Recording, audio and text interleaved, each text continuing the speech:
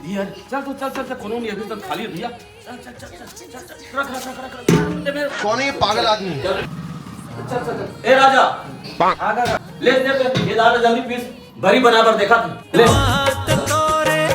मीठ लागे।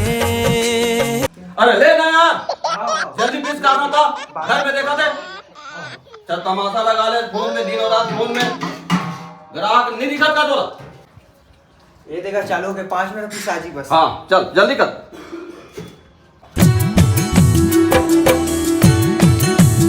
अरे यार ये गाड़ी को रास्ते में रखते हैं यार। ए राजा कंटिन्यू पीस तो घर में सगा है चीला बनाई बेटा। का बात है काका इतना परेशान दिखा था? अरे का बताऊं रे राजा आजकल के बाई मन के नखरा लग जानथस ना। आज रविवार में बढ़िया लाद दे करके सोहू के हैं। हाँ वो देख कनकिल धर के भिजवा दी भगवान क्या जुल्म है। वाक लाके के का कहता हूँ ये छोटे मोटे परेशानी बार होता था तो परेशानी दूर करे बर ना एंटरटेनमेंट के नवा चक्की आवत है। का कहे जी तेनी जानस का हमारे छत्तीसगढ़ में एक नवा फिल्म आते हैं आटा चक्की। नहीं जानोगा? इधर ही आटा नहीं कॉमेडी और इमोशन पीस आई ट्रेलर नहीं देखे इसका? नहीं देखे हो?